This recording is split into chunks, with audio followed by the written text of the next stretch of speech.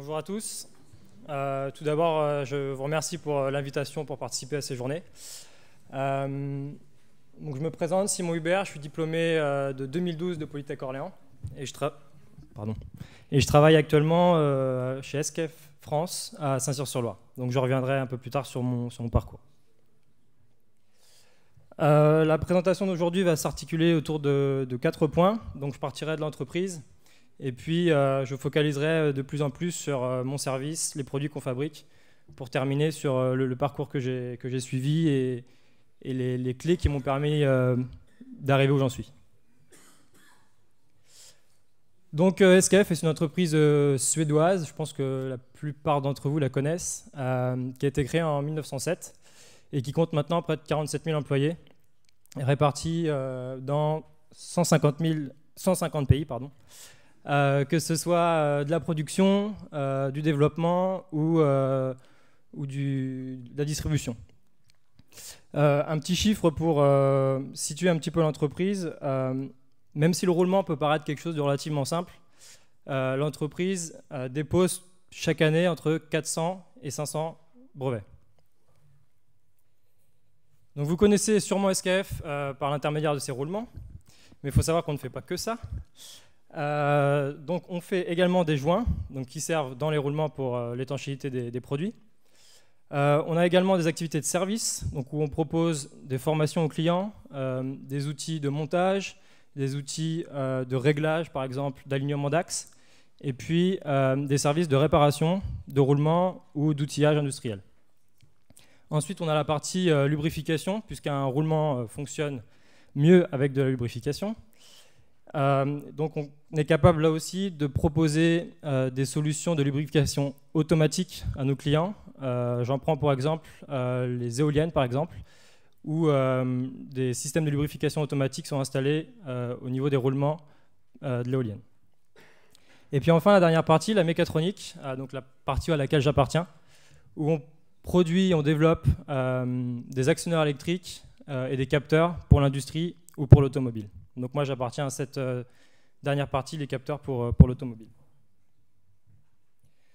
Donc voilà, SKF c'est 5 plateformes et à travers ces 5 plateformes, on est présent dans beaucoup de secteurs d'activité qui vont de la papeterie à l'agroalimentaire, de l'automobile au pétrole et du train au nucléaire, pour revenir sur la présentation précédente.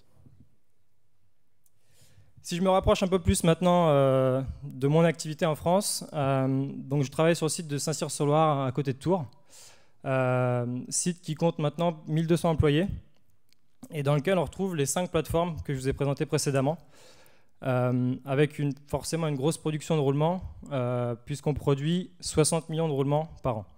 Donc ça fait à peu près 7 000 à 8 000 roulements par heure, ce qui est quand même relativement important. Voilà pour la partie plutôt générale de l'entreprise. Je vais me rapprocher un peu de moi et de ce que je fais au jour le jour. J'appartiens, comme je vous le disais tout à l'heure, à un service qui développe des capteurs pour l'automobile, qui est divisé en 2 entités. Donc la partie en bleu qui s'occupe plutôt des applications électriques, donc que ça soit du micro-hybride jusqu'au véhicule électrique, et le véhicule électrique qui peut être 4 roues ou 2 roues. Et moi j'appartiens à la partie en verte ici, donc qui s'intéresse plutôt aux applications camions et aux applications châssis. Et donc là, on développe également des capteurs pour les camions, qui sont des capteurs de vibration pour essayer de détecter les défaillances sur les roulements ou des capteurs de pression pour les pneus. Et puis, on a évidemment des solutions aussi de roulement capteur pour les 2 roues avec un produit, donc le stop-go, qui gère l'arrêt du moteur au feu rouge et qui gère le redémarrage lorsque le pilote embraye. Avant de rentrer un peu plus dans le détail du produit tel quel, donc le roulement capteur, je voulais un peu figer les idées sur la mécatronique et vous montrer comment on voit la mécatronique dans mon service à travers les compétences qu'on a dans le service. Donc la mécatronique, c'est un ensemble de compétences. La première d'entre elles, qui n'est pas forcément unique à la mécatronique, est la gestion de projet. Donc on a des chefs de projet dans mon équipe qui s'occupent de gérer les risques, les coûts, et les délais. En support de la gestion de projet, on a une personne qui s'occupe de la qualité et qui nous aide tout au long des projets à respecter la démarche qualité de l'entreprise, à l'idée des réunions qualité et également un point non négligeable à obtenir les certifications pour être capable de vendre aux clients.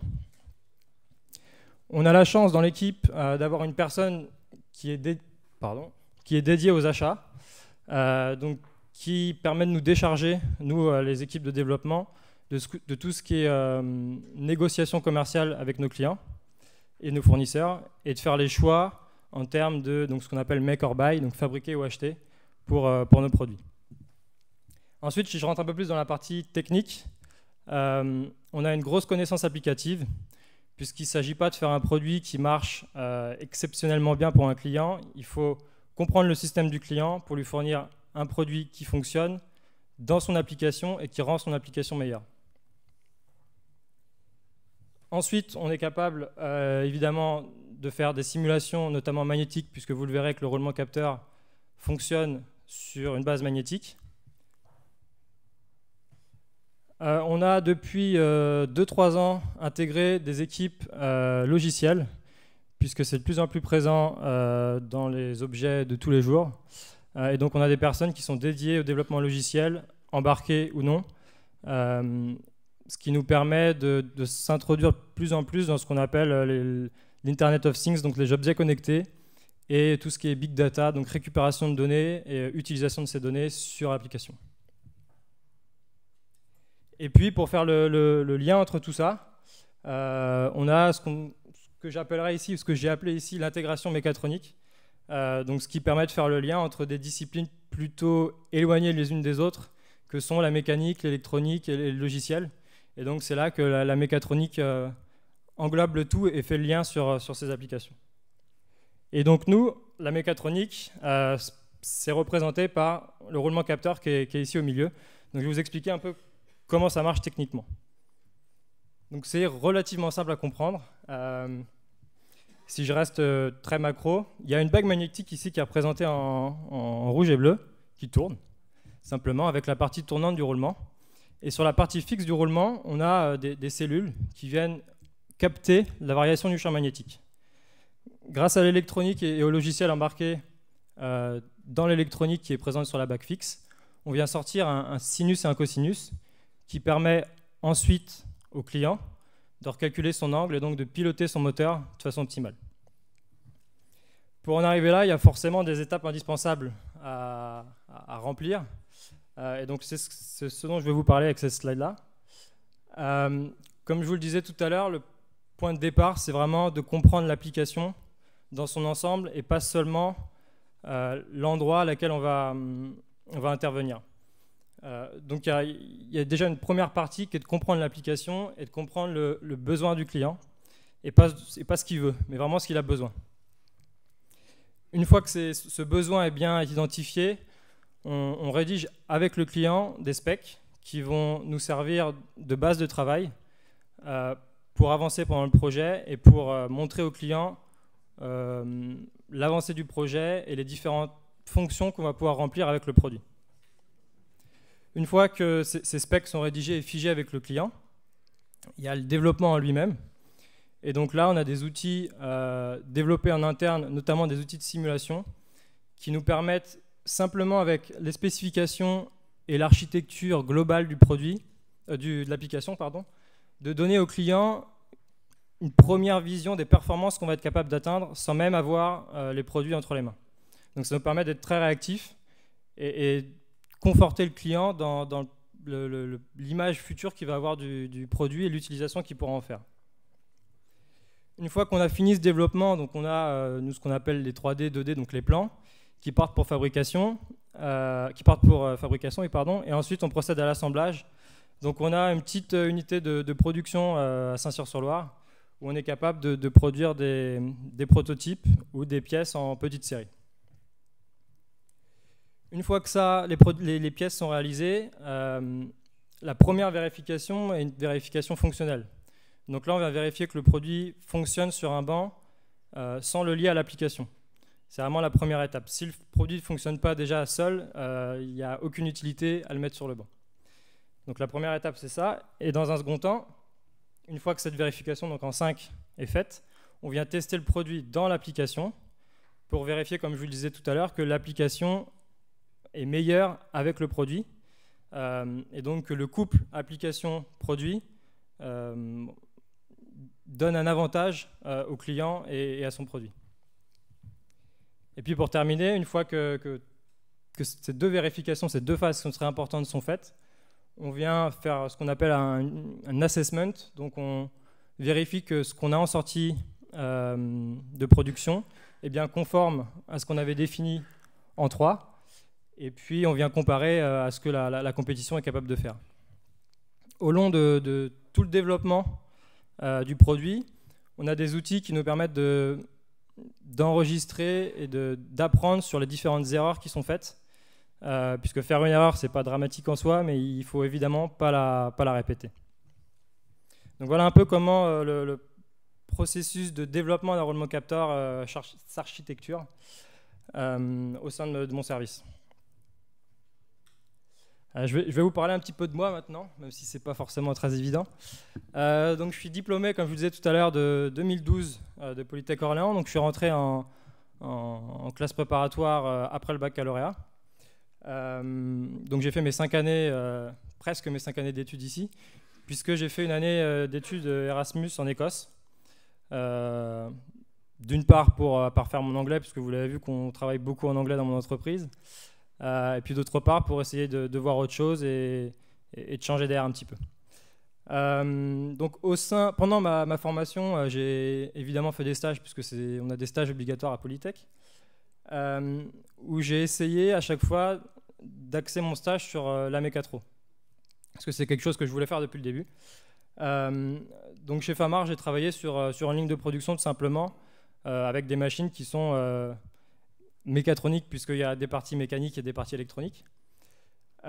Chez Phare, c'est une entreprise qui fabrique des détecteurs à incendie, où là aussi c'est des produits mécatroniques, puisqu'il y a une carte électronique qu'il faut intégrer dans une pièce plastique. En fin de quatrième année, j'ai pu faire mon stage en Chine chez Leroy Sommer, où là j'ai travaillé sur le produit mécatronique qui est l'éolienne. Et donc j'avais pour objectif d'améliorer un processus de fabrication, donc plutôt lié aux méthodes dans l'entreprise. Et puis pour mon stage de fin d'études, j'ai eu pour objectif donc chez SKF de développer un outil de simulation de roulement capteur. Donc comprendre son fonctionnement, donc, comme je vous l'ai expliqué un peu ici, et simuler les comportements du roulement pour essayer d'obtenir les performances en sortie, en faisant varier beaucoup de paramètres en entrée. Et donc j'ai été embauché à la suite de mon stage, non sans difficulté, puisque j'ai fait un petit peu d'intérim, un petit peu de CDD, mais l'essentiel c'est d'être embauché, je dirais, où j'ai commencé par travailler sur les roulements capteurs. Et depuis 1 an et demi maintenant, je travaille sur les applications camions que je vous ai présentées tout à l'heure. Donc capteur de pression essentiellement, capteur de vibration. Quand j'ai été contacté pour présenter mon parcours, on m'a demandé de définir un peu le métier d'ingénieur. Et donc je l'ai regroupé sous ces 4 termes. Donc mondialisation. Vous avez vu que ma présentation est en anglais. J'utilise pratiquement pas le français dans la vie de tous les jours, si ce n'est qu'avec les collègues qui sont sur place. Toutes nos communications sont en anglais.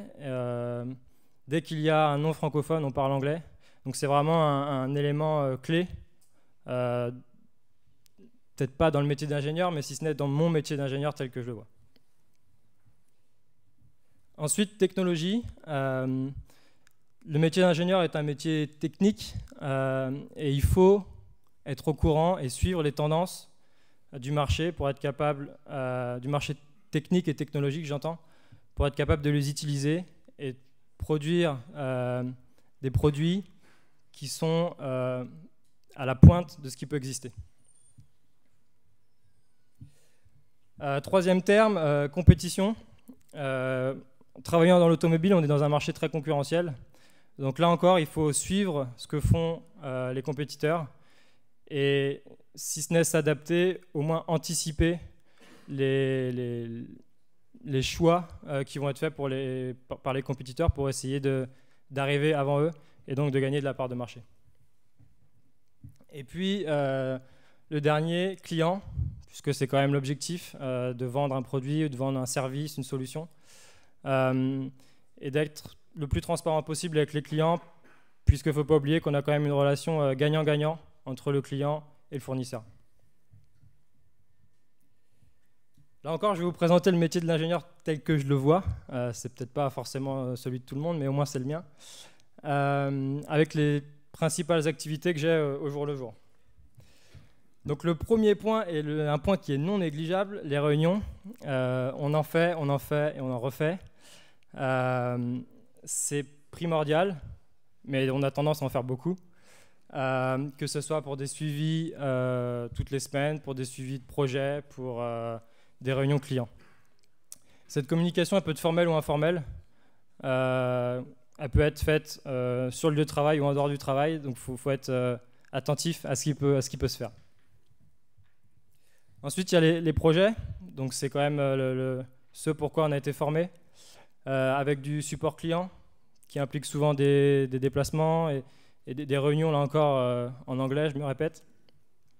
Et puis les projets, les activités projets habituelles avec des simulations, des rapports, des essais de pièces, et des contacts fournisseurs si besoin. Ensuite, on a des activités transverses que je ne fais pas rentrer dans les projets, qui nous permettent de travailler avec d'autres services dans l'entreprise, et puis de développer ce qu'on appelle des briques technologiques, donc qui sont plutôt en avance sur les projets, qui seront intégrés par la suite dans les projets. Et chose aussi importante, les apprentis et les stagiaires, que j'ai aussi mis dans la partie transverse, puisqu'ils peuvent travailler avec plusieurs personnes dans le service. Et donc on est amené régulièrement à accueillir des stagiaires, même régulièrement tous les ans, je dirais. Même cette année, on a un étudiant de Polytech Orléans. Et puis je terminerai par le développement. Donc le développement qui peut être fait en interne ou en externe, qui vient supporter les activités transverses ou les projets. Je prends pour exemple un banc de test qui peut être développé chez nous pour supporter des activités ou des tests de produits. Les activités des FSS, c'est plutôt l'idée par la qualité.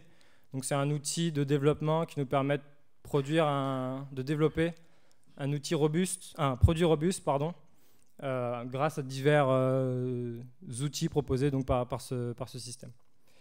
Et puis, donc je l'ai mis là parce que je ne savais pas trop le mettre, pour être honnête, mais c'est quelque chose de très important. Il faut absolument être flexible et s'adapter très rapidement au projet.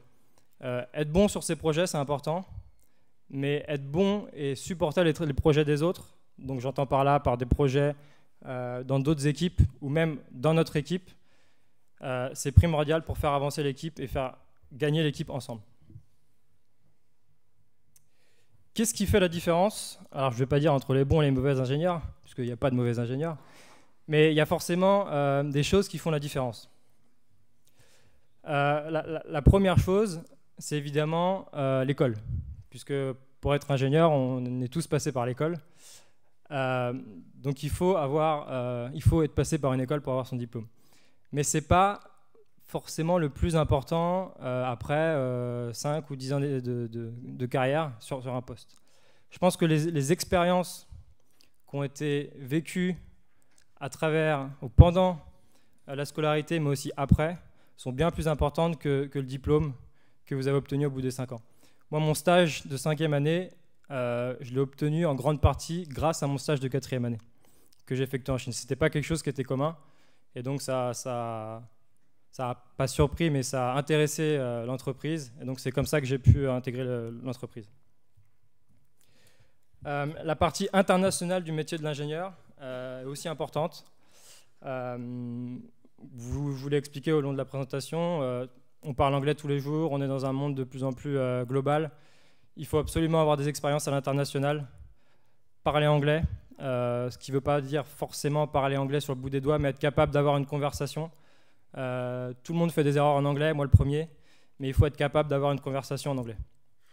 Et puis la facette internationale, ça nous sert aussi de réseau, puisque ça ne nous servira pas forcément au jour le jour, mais peut-être que dans 5 ou 10 ans, une personne que vous avez rencontrée durant un déplacement professionnel pourra vous servir. Donc il faut entretenir ces relations. Et puis dernier point, les compétences. Donc on a des compétences en sortant de l'école qui sont en train de germer, je vais dire, et il faut être capable de les développer. Et c'est un travail qui se fait au jour le jour, à travers des collègues, à travers des stagiaires, on les forme, mais ils sont capables aussi de nous poser des questions et de nous remettre un peu en question. Et la chose la plus importante, à mon avis, pour progresser en termes de compétences, c'est être capable de sortir de sa zone de confort et de se mettre un peu en danger dans son travail. Alors, ce n'est pas des moments faciles à passer. J'en ai vécu un particulièrement qui a été un petit peu long. Mais quand on prend un peu de recul sur ce qui s'est passé, on se rend compte que c'est formateur et c'est quelque chose de très instructif. Voilà, donc pour conclure, je vais essayer de répondre à la question que M. Rioux posait. Quels sont les facteurs clés de l'ingénieur? Donc je vais les regrouper en 5 entités. Donc je me répète par rapport à la slide précédente, l'école, qui est primordiale pour commencer sa carrière, mais qui ne va pas être super importante en fin de carrière. Ensuite, on a la capacité et l'envie d'apprendre au jour le jour, en apprenant des autres et en apprenant aux autres. Je pense que c'est aussi une façon de s'apprendre à soi-même, d'expliquer plusieurs fois les choses et de comprendre ce qu'on explique. Ensuite, il y a les expériences internationales. Donc là encore, je me répète, mais c'est la conclusion. Il faut absolument, en tout cas dans le métier que je fais maintenant, travailler à l'étranger. La semaine prochaine, je vais en Italie. Il y a 2 semaines, j'étais en Allemagne. Vraiment, on bouge régulièrement et l'anglais est très important dans mon métier. L'adaptabilité, être capable de sortir de sa zone de confort pour progresser. Ça se fait au jour le jour avec des petites actions, mais ça peut se faire aussi sur le long terme avec des projets auxquels on peut appartenir et qui, avec l'a priori qu'on avait, on se disait « Ah non, c'est trop compliqué, je ne vais pas y aller ». Et en fait, on voit qu'on est capable et on apprend sur le tas qu'on est capable de le faire. Et puis, je terminerai par la chose probablement la plus compliquée, qui est la communication. Donc j'ai commencé par ça, en vous disant qu'il y avait beaucoup de réunions. Il faut être capable d'en faire, mais de les réduire en termes de temps pour être le plus efficace possible et créer une dynamique d'équipe au sein des services durant ces réunions. Et c'est la dernière. Voilà, j'en ai terminé. Merci de votre attention.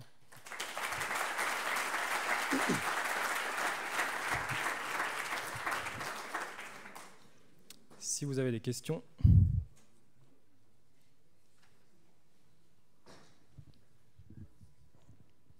Bonjour. J'aurais une question toute simple, puisque vous avez parlé de l'importance de l'école, notamment pour le début du parcours professionnel.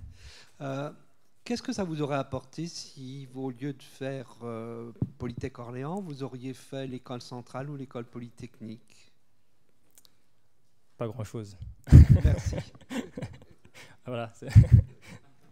Mais il faut quand même avoir fait une école pour être capable d'intégrer le marché du travail.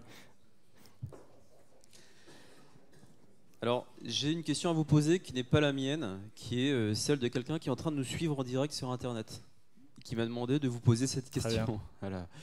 Vous avez beaucoup évoqué les réunions. Ouais. La réunionnite. Ouais, c'est bon, ça. Ouais. Voilà. La question qui me pose, c'est quelle est objectivement la part des réunions dans votre emploi du temps, et pensez-vous que le fait de faire systématiquement comme cela des réunions peut être une entrave à la progression du travail, ou au contraire, est-ce vraiment indispensable? Alors la part de réunion, c'est très variable d'une semaine à l'autre, mais il m'est arrivé d'avoir 15 heures de réunion par semaine. Donc là, ça commence à être pénible, je vais le dire. Surtout si les réunions ne s'enchaînent pas et si on a une demi-heure de trou entre les réunions, c'est compliqué de commencer les activités. Après, c'est nécessaire, c'est même primordial, puisque Sans les réunions, il n'y a pas un endroit où on partage vraiment toutes les informations, notamment venant des chefs de projet qui est plutôt au contact du client, qui redescend les informations du client. Donc il en faut. Après, il faut garder une certaine...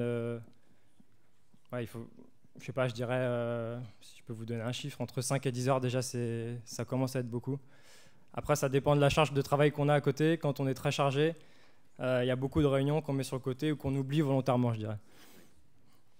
Et moi j'ai une question pour ma part, parce que j'ai vu une anecdote qui m'intéresse dans votre transparent. Dans un de vos transparents, vous avez dit que la Chine est un des lieux où le marché a priori sera le plus gros, sans doute à l'avenir, peut-être actuellement d'ailleurs dès aujourd'hui. Et en parallèle, vous avez dit que la mécatronique est absolument indispensable, en tout cas dans votre métier. Il se trouve que nous à l'UPSTI, là-dessus, on a une expérience intéressante, puisque la Chine est venue nous demander de les aider à faire un enseignement de technologie de qualité. Ils sont venus voir l'UPSTI pour faire ça. Et c'est l'UPSTI qui est allé les aider à enseigner un enseignement de sciences de l'ingénieur, de technologie de qualité. La question que je vous pose est la suivante. À travers votre parcours, pensez-vous qu'en France, la technologie, son enseignement, est assez développé? L'enseignement technologique, c'est ça? Des sciences de l'ingénieur, de toutes les sciences qui se rattachent au métier d'ingénieur. Alors moi, si je parle de mon expérience, l'enseignement des sciences de l'ingénieur, c'est l'école d'ingénieur, puisque j'ai pas fait de prépa ou même de cycle technique au lycée. Je pense que les écoles d'ingénieurs en France sont reconnues, même à l'étranger. Je pense que vous avez commencé par ça aussi, votre présentation tout à l'heure. J'ai des collègues de promo qui travaillent à l'étranger, en Chine, en Thaïlande, aux États-Unis, et qui ont des écoles, qui ont fait leur école en France. J'ai même des collègues qui travaillaient également en France, qui sont partis à l'étranger, aux États-Unis là encore, avec un diplôme d'ingénieur français. Donc je pense que l'enseignement technique des écoles d'ingénieurs, en plus de l'enseignement technique des prépas, est suffisamment bon pour être capable d'adresser des métiers non seulement en France, mais également à l'étranger, et que ce soit en Asie ou aux États-Unis, comme peuvent le prouver ces exemples.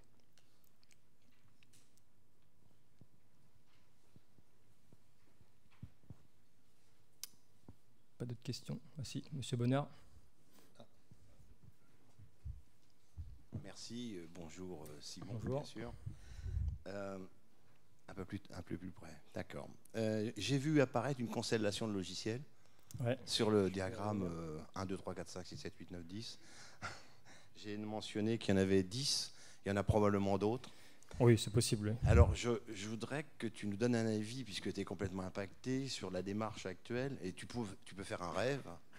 Comment est-ce que l'on fait pour faire cohabiter tous ces softs qui ont leur origine, leur langage, la façon de les appréhender, qui sont bien souvent à quart ou tiers redondants, parce que c'est au centre du débat mécatronique quand même.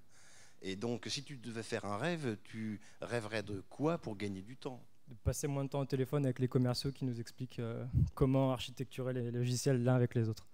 Non, blague à part, oui, il y a beaucoup de logiciels, mais c'est la mécatronique, je veux dire. La mécatronique, c'est plusieurs métiers qui sont les uns avec les autres. Et donc, il faut forcément des logiciels spécifiques à chaque métier. Je prends par exemple ORCAD pour l'électronique, PTC, donc un outil de modélisation 3D. Et puis, plutôt sur la mécatro et donc sur les logiciels que j'utilise au jour le jour, moi, c'est plutôt MATLAB, du LabVIEW pour développer nos softs d'acquisition, puisqu'ils sont développés en interne. Et puis du Minitab pour faire tout ce qui est statistique sur la production, sur la création de pièces, sur des tests sur des bancs. Mais le fait d'avoir beaucoup de logiciels, je pense que c'est inhérent à la mécatro. Après, ça serait mon rêve, comme vous le disiez, c'est d'avoir un logiciel pour tout le monde, mais c'est pas possible. On ne parle pas le même langage entre les mécaniciens et les électroniciens, ça c'est compliqué. Heureusement que les mécatros sont là pour faire en sorte qu'ils se parlent. D'accord. Et j'avais une deuxième question. Il y a quelque chose auquel je suis très sensible, c'est la question de service rendu aux clients. Ouais. Et donc, dans le cas très spécifique des roulements, c'est quoi, si vous deviez quantifier, quelle est l'unité de compte qui permet de dire je quantifie le service rendu au client? Est-ce que c'est un nombre d'heures? Est-ce que c'est un nombre de charges multipliées par... Bonne question, pardon. La réponse n'est pas simple. Le principal avantage du roulement capteur, c'est de fournir une solution complètement intégrée de capteurs. L'autre solution concurrente du roulement capteur, c'est un roulement d'une part, un capteur de l'autre part, qu'il faut monter dans les deux cas. D'abord le roulement, ensuite le capteur. Il faut calibrer le capteur, positionner le capteur convenablement pour que celui-ci fonctionne. Nous, on est capable de fournir une solution clé en main au client. Il monte son roulement comme s'il montait son premier roulement, qui n'est pas équipé de capteur. Et il branche ses 4 fils, puisqu'il y a 4 fils, et c'est terminé. Il est capable de piloter son moteur de façon convenable. Donc je dirais, si je pouvais vous donner un indicateur, c'est le nombre d'opérations de montage et puis le calage du capteur par rapport entre la partie fixe et la partie rotative. Ok, merci. Je crois qu'il y a une question en haut. Il ne suit pas le monsieur.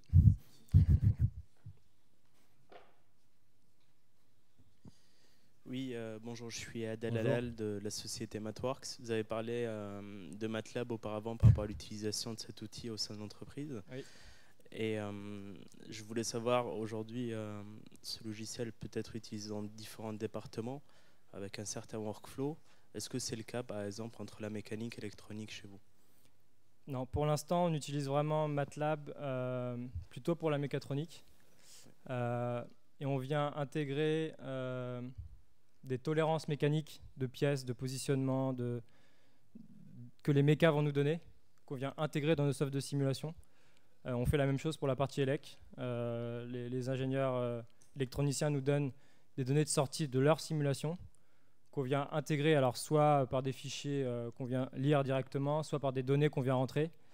Et ces données, on les fait varier et on fait des simulations Monte Carlo pour sortir les performances du produit en sortie de MATLAB.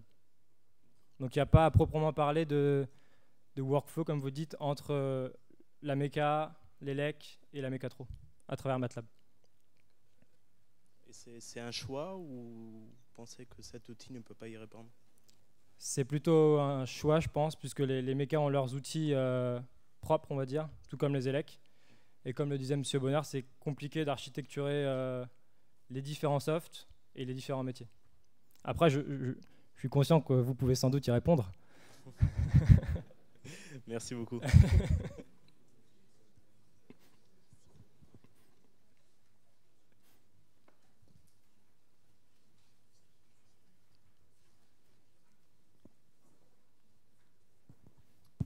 Bonjour, merci pour votre présentation. J'avais une question par rapport à votre entreprise. Oui. Vous avez présenté un certain nombre de compétences nécessaires dans votre service. Qu'est-ce qui fait qu'aujourd'hui, votre entreprise, qui est très internationale, si j'ai bien compris, a un centre proche de Tours et en France? Qu'est-ce qui justifie que ça soit à cet endroit-là et pas ailleurs? En mécatro, vous entendez? Oui.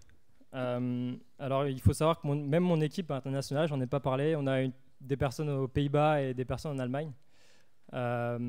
Sur le site de Saint-Cyr, on est en mécatro, je dirais une 50aine. Je pense que c'est historique. Le service a été créé en début des années 90, donc j'étais pas là. Alors après, le besoin initial, je ne le connais pas pour être honnête, mais la raison pour laquelle il y a des équipes mécatro sur Saint-Cyr, c'est la raison historique, du moins pour ce que j'en sais. Merci. Après, on a des équipes, je vous le disais, mécatro, mais plutôt avancées, donc qui développent des briques techno dont j'ai abordé le terme un peu plus tôt, aux Pays-Bas, où là, ils sont 20 à 30 personnes. Donc c'est pas, le groupe ne développe pas la mécatro que à Saint-Cyr.